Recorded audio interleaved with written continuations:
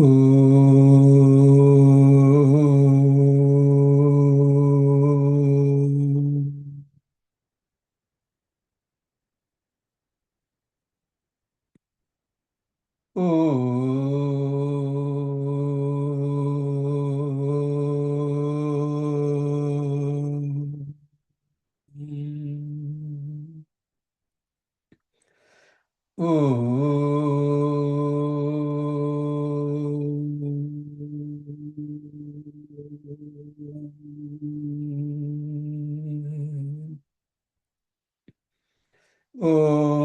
Shri Ganeshaya Namaha. Om Shri Saraswatyai Namaha. Om Shri Gurubhyo Namaha. Sada Shiva Samarambham Shankaracharya Madhyamam Asmadacharya Paryantam Vande Guru Paramparam. Shruti Smruti Purananam Alayam Karunalayam Namami Bhagavatpada Shankaram Lokashankaram Shankaram Shankaracharyam Keshavam Badarayanam Sutra Bhashya Kritau Vande Bhagavantau Punah Punah. Samasta Jana Kalyane Niratam Karunamayam Namami Chinmayam Devam Sadgurum Brahma Vidvaram Sadgurum Brahma Vidvaram. Om Sahana Vavatu Sahanau Bhunaktu Sahavidyam Karavavahai Tejasvinavaditamastu ma Vishavahai. Om Shanti Shanti Shanti.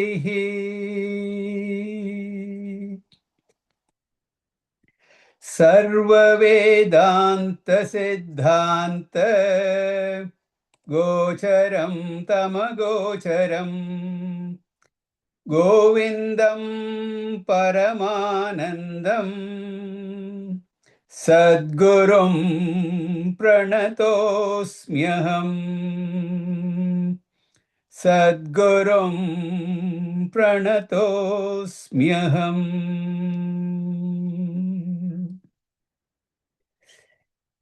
Now we are in the discussion of Vijnanamaya Kosha, and we said the Vijnanamaya Kosha is in very close proximity to Atma. And in that situation, seemingly its nature, its qualities, its attributes, all the qualities of the Vijnanamaya Kosha seemingly gets transferred. It's only an apparent transference. It's not an absolute. It's not a real superimposition. It doesn't become that. It's just an apparent. All those attributes, the qualities, gets thrown on Atma. Jiva in ignorance does not know that and takes that to be the case. And the common example that is given is when you place a clearless crystal next to, let us say, a red hibiscus flower. The redness of that flower gets superimposed on the otherwise colorless crystal, and the crystal appears red. Just a superimposition. So this is the transference of the properties of the upadhi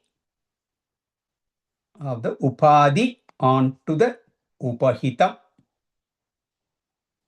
In the same way, Upadi sambandhavashat paratma hyupati dharman anubhati tatgunah ayo vikarana vikari vannivate sadaika rupopi parasvabhavat.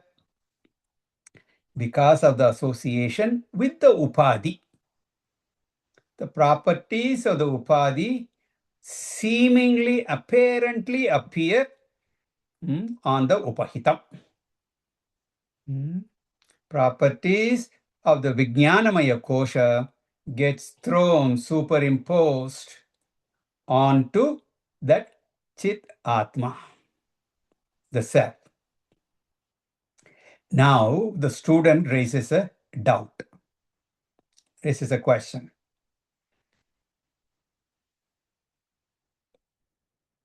Brahmanepyat anyata vastu jiva bhava paratmanah tad upade anadivat nanader nashayishyate atosya jiva bhavopi nitya bhavati samsrutihi na nivarteta tanmokshah katam me Shri Guru vada. So the student asks the Guru, please clarify this doubt for me. Shri Guru vada, please tell me, this confusion between the Atma and Anatma is beginningless. It's been there. Even there is no beginning to it. It's beginningless. Jiva is beginningless, Anadi. Samsara also is beginningless. And the logic is what is beginningless does not have an end also, does not have destruction. So he is raising the question, if samsara has no beginning, it will not have an end also. So how will I get moksha? What moksha are you talking about? That is a fictitious thing. Samsara has no beginning, it will not have an end. And what is this moksha we are talking about? How can there be any liberation? So the Guru gives the answer. Samyak prishtam tvaya vidvan savadhanena tashrunu pramanika na bhavati Bhrantya mohita kalpana. He first appreciates the student. He doesn't say, what a dumb question you asked. On the contrary, he says, you asked a very good question. Very good question. Excellent question you asked. Yes, something that is beginningless will not have an end. That's absolutely correct. And we know samsara does not have a beginning. Therefore, the logical conclusion would be it will not have an end. So, your question is very valid. Okay. But I'll tell you, I will tell you where your logic fails, where you're making the mistakes. So, savadhanena tat shrunu. Please listen to me carefully. First of all, pramaniki na bhavati. What you are saying does not have a pramana. It doesn't have scriptural support. Scriptures don't say that samsara cannot end. They talk about moksha. So you better have that shraddha and figure out how you can understand.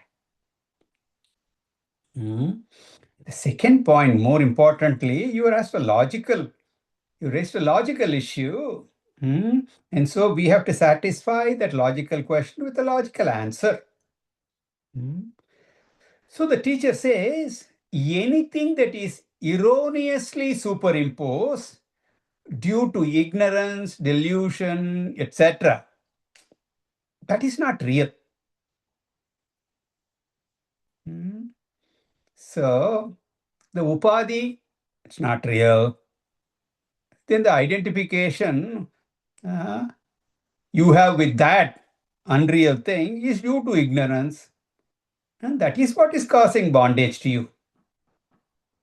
So the problems, the samsara you're talking about, even though it's said to be beginningless, it's not real. So it can end. If it is an absolute reality, a real thing that does not have a beginning, by the very definition, it will not have an end.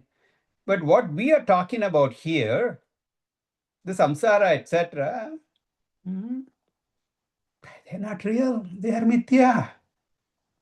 So now that erroneous notion can end. And therefore moksha is possible. So this is how you should be thinking. Therefore he says, so we start with verse 195 today.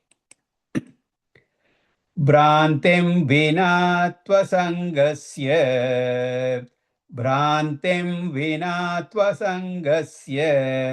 nishkriyasya निष्क्रियस्य न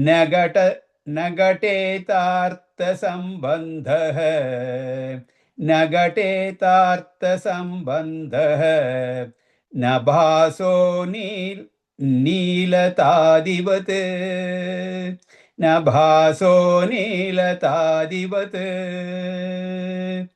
भ्रान्तिं विना त्वसङ्गस्य निष्क्रियस्य निराकृतेः न घटते तार्हसम्बन्धः न भसो नीलतादिवत्.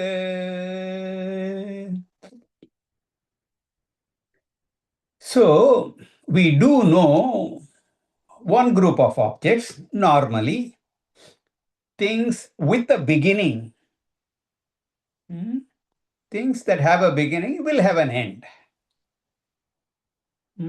That we know very well.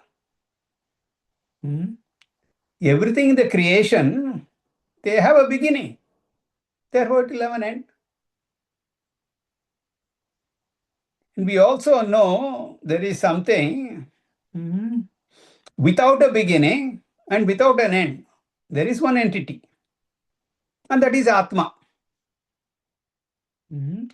Atma is Anadi, Anant. No beginning, no end. So we know of things that have a beginning and that have an end. We know one entity which doesn't have a beginning, doesn't have an end. That also we know. Now we are going to introduce a unique and intermediary concept, something in between. This is the basic concept of Vedanta, the concept of mithya. Mithya. Only if you understand this concept clearly, Vedanta will become clear. We need to very clearly understand the technical meaning of mithya. Simple translation of this word mithya into English will not help. So don't be stuck with a one word translation. You need to understand the concept well. Another system of philosophy introduces this concept. That's why it's so difficult for people to understand. Be it Sankhya, Yoga, Nyaya, Vaisheshika, all of them, they do not accept this concept of mithya. Dvaitam, Vishishtadvaitam. Mhm. They also are also talked about as Vedanta, but those very specific uh, interpretations of Vedanta, they are also not able to assimilate this idea. So the unique concept of mithya, we need to understand what is this mithya? That which is neither existent nor non-existent. Maya. Another word for mithya is Maya. We've talked about it elaborately. Even in Vivekacu itself, we have talked about Panchadashi, we've talked about. So most of you are very familiar with this. So mithya, we need to understand. Don't translate that with just something false. One word, unreal, an illusion, a magic. We use all these words to explain mithya, but it is not that one word description that won't suffice. So it is something which is neither existent nor is it non-existent. When you look at it one way, you say it is there, it's existent. Look at it from a different standpoint, you say it is non-existent. Sat asat, it is sat and asat. Therefore, we call it anirvachaniyam, inexplicable. Inexplicable, not in the idea of, I don't know how to describe that. I don't know. Not like that. Something which cannot be explained as existent or non-existent. That is inexplicability. Seemingly existing. So this idea we have to understand very clearly. It's a delusion, it's an error. Such a thing can have a beginning, have no beginning, I'm sorry, but it can have an end. And I've given you this simple example of some language that you do not know, some other foreign language. When did that ignorance start? It's always been there. You never knew Chinese or Russian or whatever, Korean. You didn't know. That ignorance has always been there. It is beginningless. But you can put an end to it. You can go study, learn that language, and then the ignorance will go away. Similarly, this samsara comes under that unique category. And Bhashyakara says, in other systems of philosophy, then your shastras will become unnecessary, redundant. If moksha is not there, what's the point in struggling to get moksha? Just suppose, samsara has a beginning and an end. Hypothetically speaking, this idea of samsara, it has a beginning and it also has an end. Something that has a beginning will have an end. This point we have seen in Mandukya Karika. Those of you who studied that with me, Mandukya Karika by Gaudapadacharya, you would be familiar with this. Since samsara has a beginning, and even if it ends, some sadhana is prescribed, you practice that and put an end to it. Okay? Had a beginning, you put an end to it. If it had a beginning at one time, can begin again.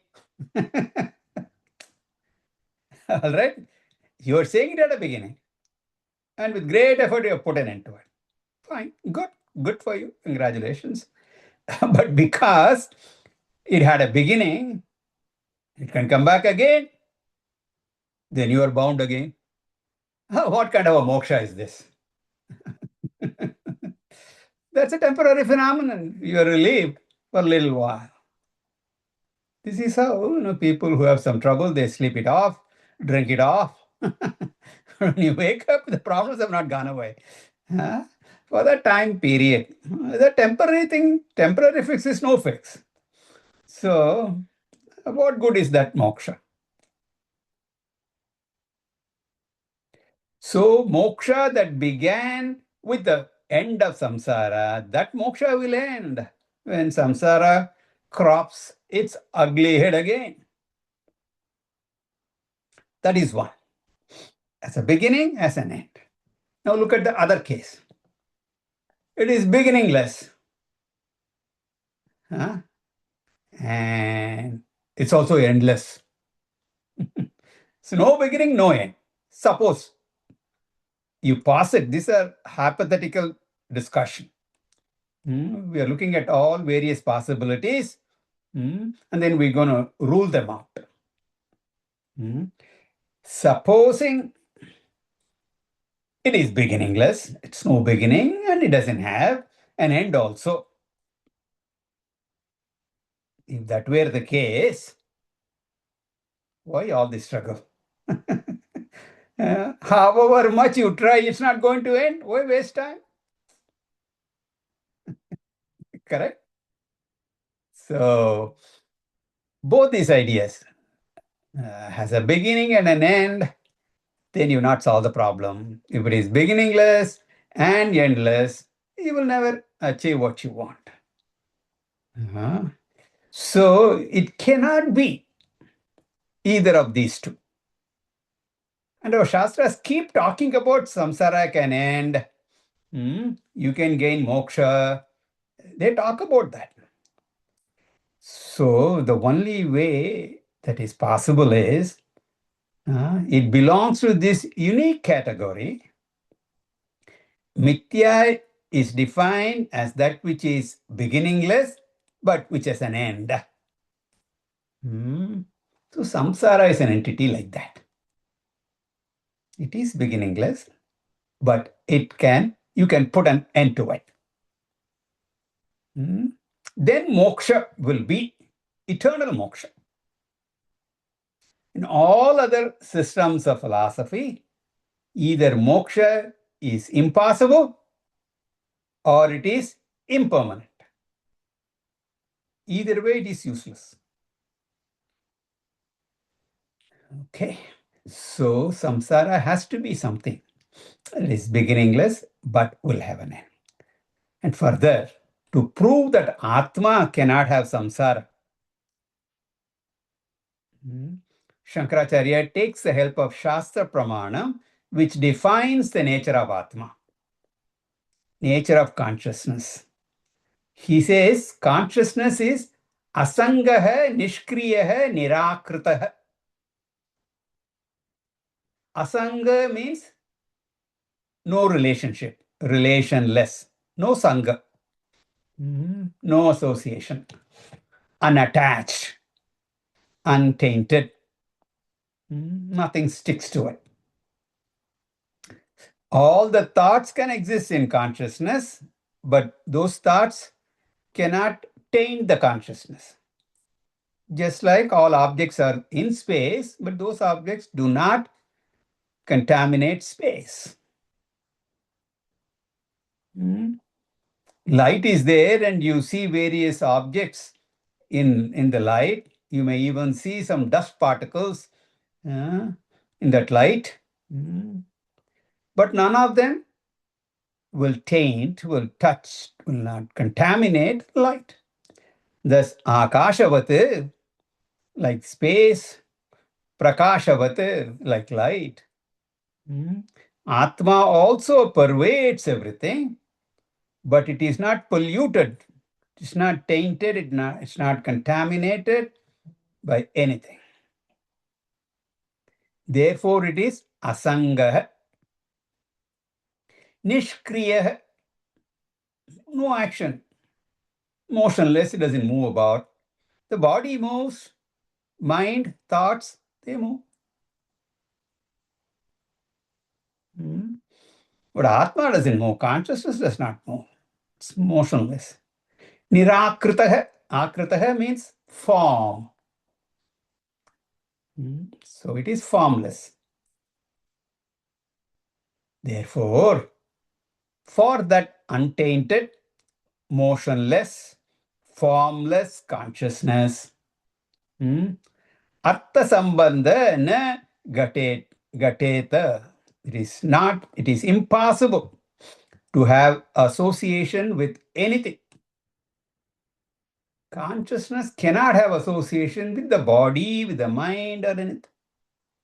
It's an independent entity.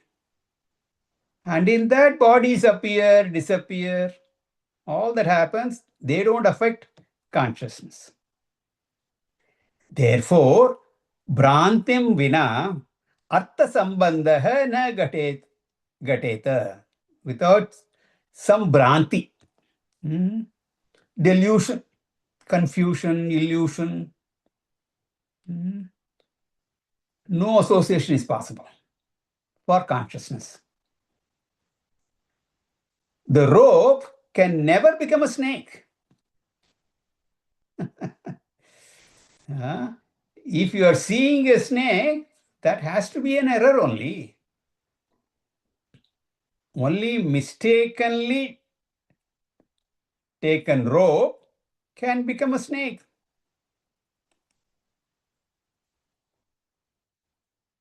It can become a snake. It can even threaten you. You may be so scared about it. You may sweat looking at it. And you may breathe. All that is possible because you're seeing a snake. Imaginary snake can create all that. But Bhrantim Vina, without error, without delusion, association with samsara is not possible for Atma. Only because of your mistaking the rope as snake, all those problems are there. If you see this rope as rope, no problems. He gives a different example. He says, Nabasaha Neelatadivat. Blueness of the sky. Sky is colorless. The ocean waters, they are colorless, but they appear blue. They appear blue because of an optical illusion. That's what's causing that. Like the illusion of the blueness of the sky, just like that, I am sorrowful, I am a samsari. That is all delusion. I am. Stop right there. That is correct. Okay? Anything you add to that, illusion, confusion, delusion. The mind has sorrowful thought. The mind is unhappy. Mind is sad. Mind is cruel. Mind is so kind. All that is correct. But I am sorrowful.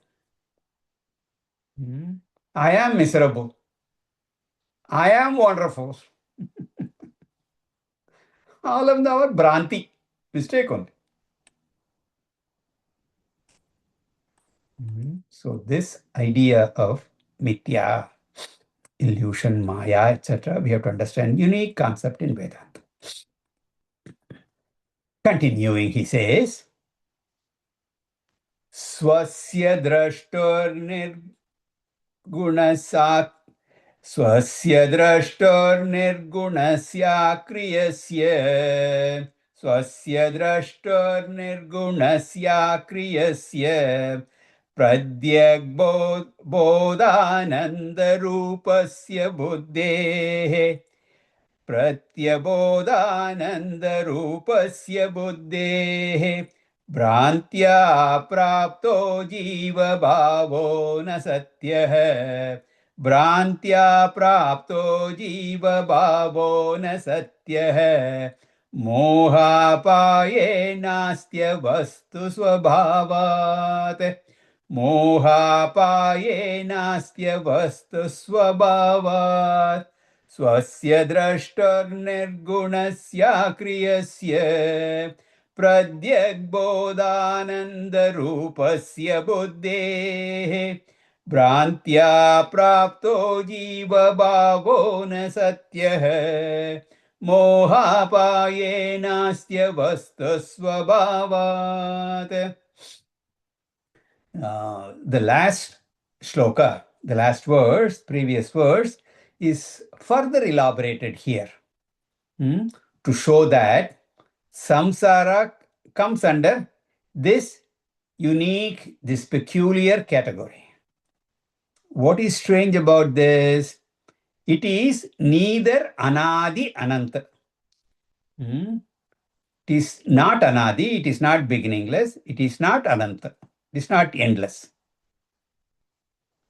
Nor is it sadi and santa. Sa adi sadi. Nor does it have a beginning. Santa, not shanta, santa. Sa anta. Nor is it with an end.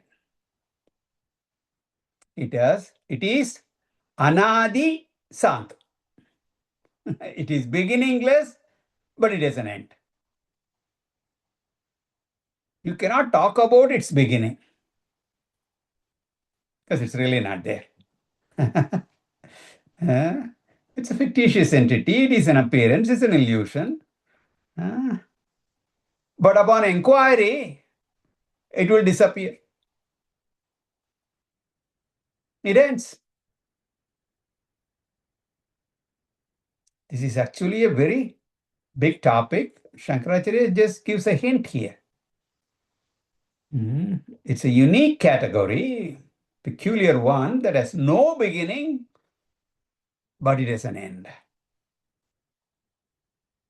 The additional point is this unique category, this unique entity of samsara, it ends only through knowledge.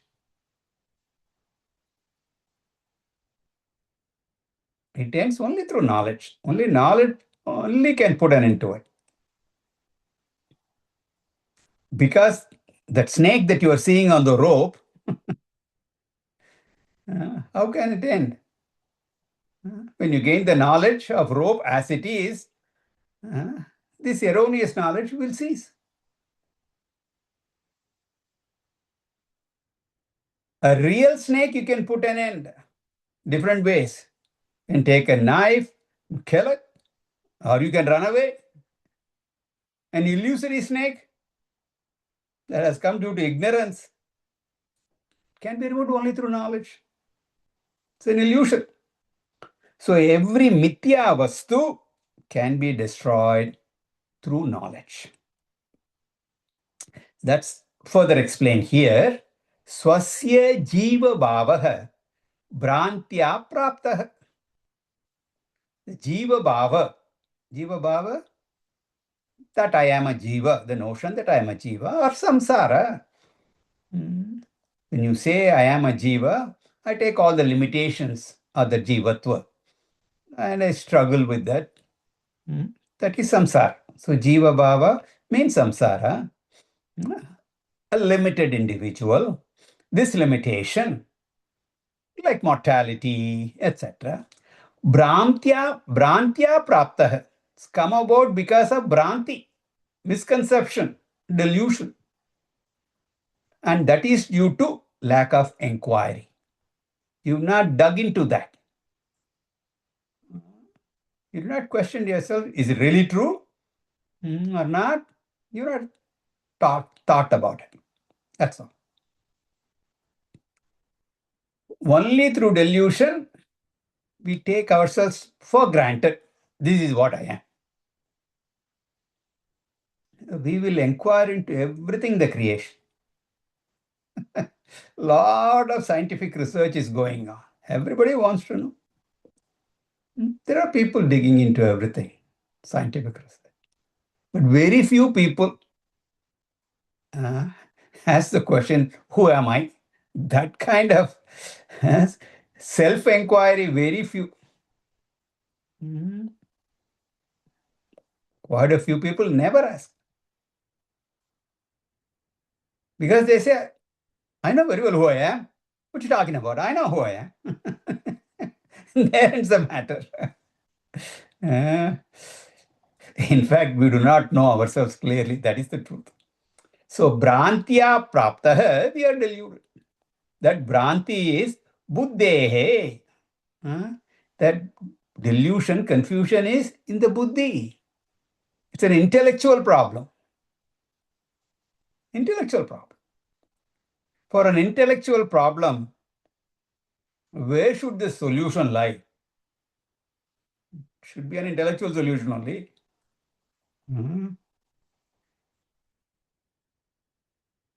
Don't we have anything else?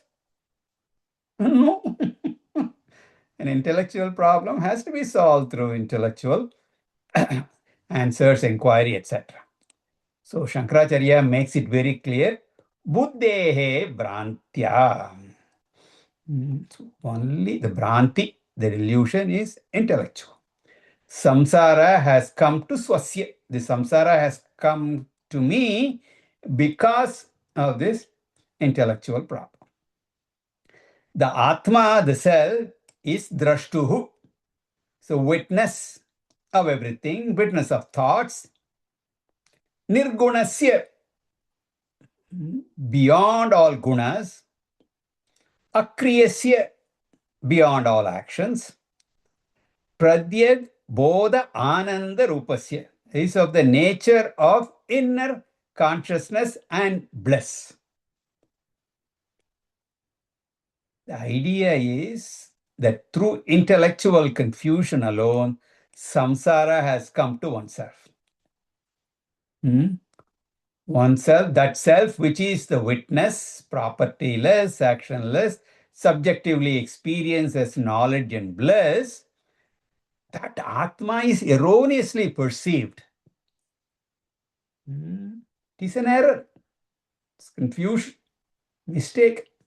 Na satya, it's not real. All this notion of this limitation, etc., etc., etc., na satya, not real at all. Erroneous perceived, that is unreal. So if you see and relate to it and all that, that is only seemingly existent. So it neither comes under existent category, nor does it come under non-existent category. So you call it apparently real, seemingly existent. The existent category is called Sat. Non-existent is called Asat. Seemingly existent, that in between. We have coined a special name for it, that is Mithya. Everything other than the observer, everything other than consciousness is Mithya. That is why any amount of analysis, research into world and its objects, you can never come to the conclusion whether the world is or whether world is not. So whole thing consists of only two categories. I, the observer.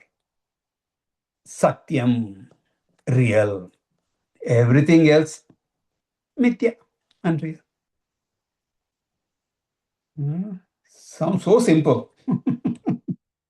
But to understand that and live that, that's a different matter. Anyway, one good thing is that mithya cannot really touch me. That is the saving grace.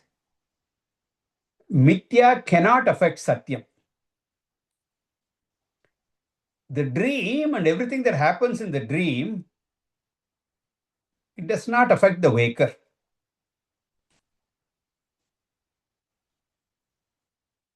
The dream bank robbery, will not reduce the cash in the local bank. All right. So, supposing you have some money in the bank, and in the dream, in the same bank, you see a bank robber getting into the bank and looting away all the money, taking the money. Oh, he's taken my money. My money was in the bank. And I had so much money. It exceeded the FDIC coverage. So I am at a loss. I don't even have. Uh, I stand to lose on all that. Luckily, when you wake up, not a problem. Because that is an illusion, mithya only. So your money is safe in your bank. And by the same token, if you hit the jackpot, Mega Million or Powerball, and you got $500 million or billion two, whatever, in the dream, that is also not going to get into your bank account. So, uh, the dream cannot affect the waker. Therefore, na satya hai. Why is it not satya hai? Because moha apaye, when the delusion is gone, the jiva bhava will go away, the samsara nasti becomes non-existent. The delusion is gone, avastu swabhava, because it is mithya swabhava, is unreal. This we call as an end of samsara.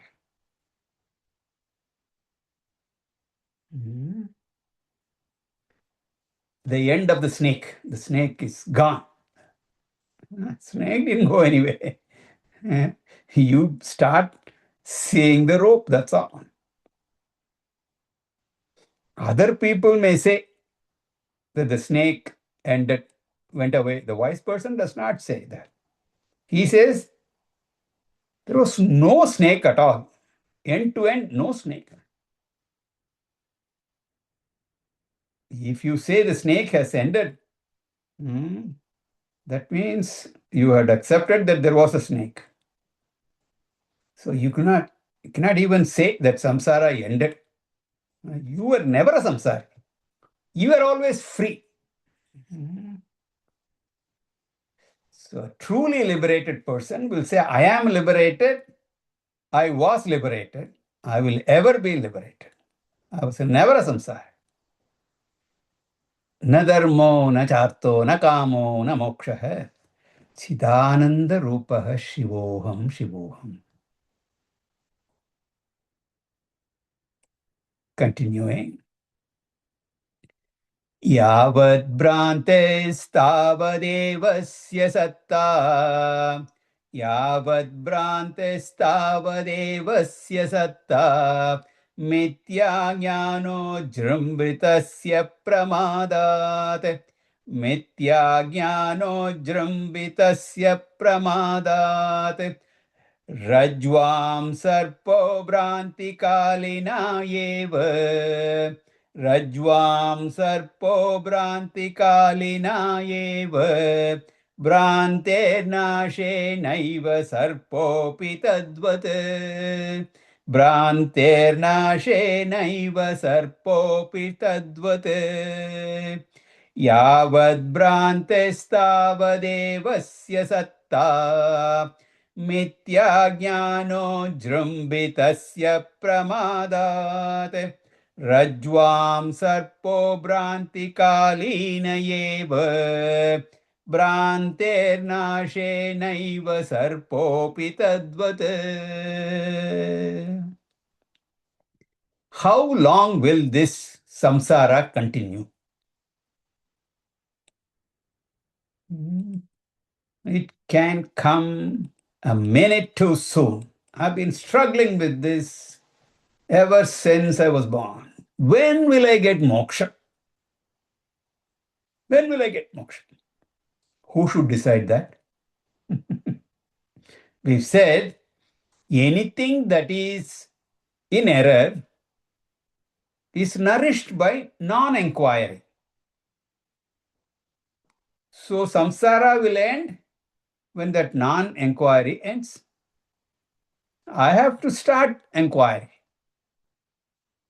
When to end samsara, when moksha would seemingly begin, that is all in my hand. That's all.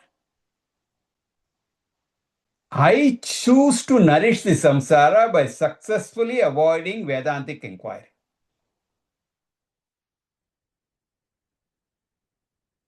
I cannot blame anyone in the world for my problems.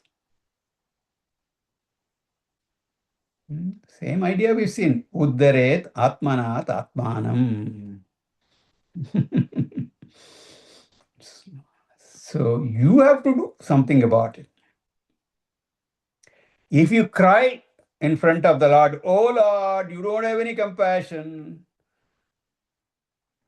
You don't have eyes, you don't have ears. Can't you see that I'm suffering? Don't you hear me crying and wailing and all that?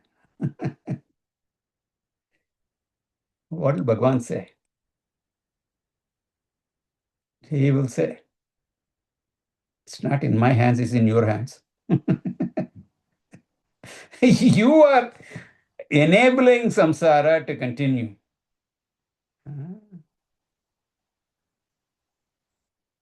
Because of your non-inquiry, you've not looked into these things. That is why your samsara is being perpetuated. You do something about it. You have all the tools for the inquiry. It's all there. I gave you. When I made the creation, I gave the knowledge also. Vedas come along with creation. It's been there. Quite conveniently, comfortably, you've ignored all that, and you are now crying. Go. Take to the Shabda Praman. Study. The rest is up to you. So Shankaracharya says, this bandha is in your hands, moksha is also in your hands. You decide what you want to do about it. What is real? What is delusion? What is illusion? Illusion is that which is subject to negation. This illusion, confusion, delusion, they are all subject to negation. You can put an end to it. That which is not subject to negation, that is called real. That is adhisthana substratum.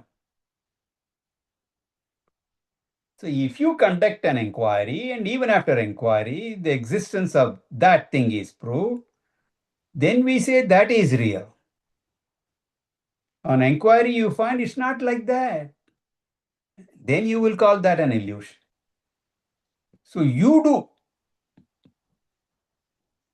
You do that. Let your intellect do some work. So you do some inquiry. On inquiry, you will find that everything that I've given reality to, that is not really there. It's all an illusion. So he says, Yavat Bhranti Tavadeva Asya Satta. As long as delusion continues, so long samsara also continues. As long as this Bhranti, confusion, delusion is there, whatever you're looking at, it will look real to you. Another word for samsara, as I mentioned, is jiva bhava, the previous sloka. The jiva bhava continues as long as you do not inquire. The jiva bhava is mithya jnana ujrimbitasya. That bhava is projected erroneously. The jiva bhava will have satta. The jiva bhava will look real, Tavadeva. As long as that Bhranti is there, the delusion is there. Once you clear that, that reality will go away. Jiva Baba is born pramadat. It is only due to ignorance. First, there is ignorance, and because of that ignorance, you made the mistake. The error is committed. As long as there is delusion, there will be existence for samsara. As long as there is delusion, so long will be the samsara in place. It is erroneous, born due to ignorance.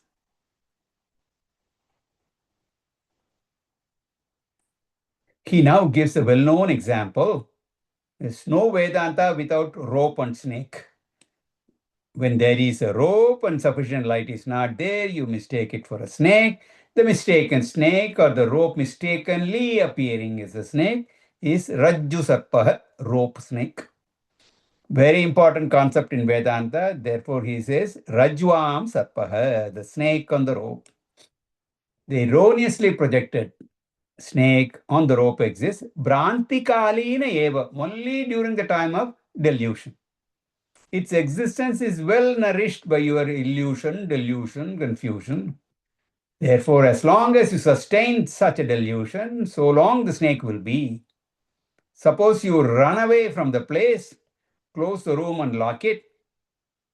Even though you're sleeping in the neighboring room, the thoughts of that rope snake will be there. You saw the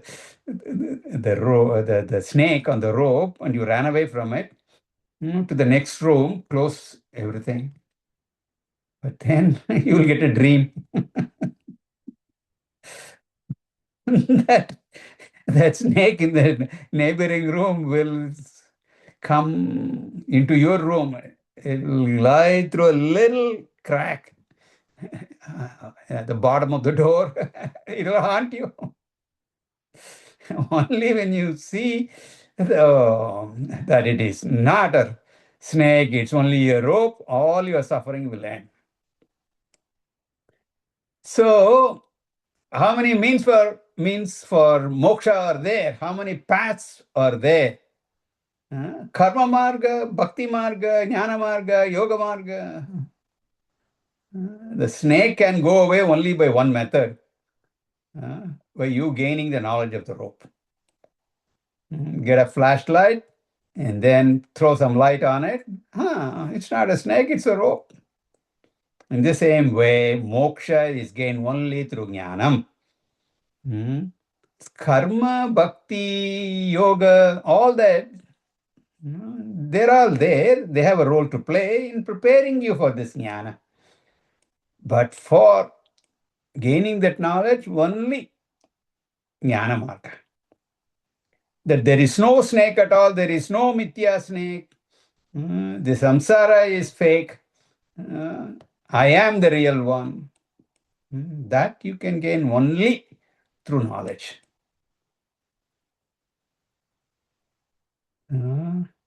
So we say swapnaha nasti, swapnaha mithya. Jagat nasti, jagat mithya. When you say jagat nasti, the world is not there, it is advaitam.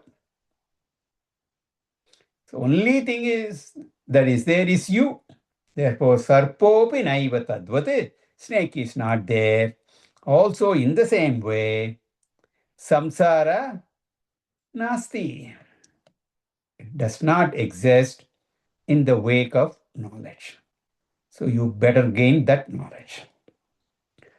Om Purnamada Purnamidam Purnat Purnamudachyate Purnasya Purnamadaya Purnamevavashishyate. Om Shanti Shanti Shanti. Harihi Om Shri Gurubhyo Namaha. Harihi Om.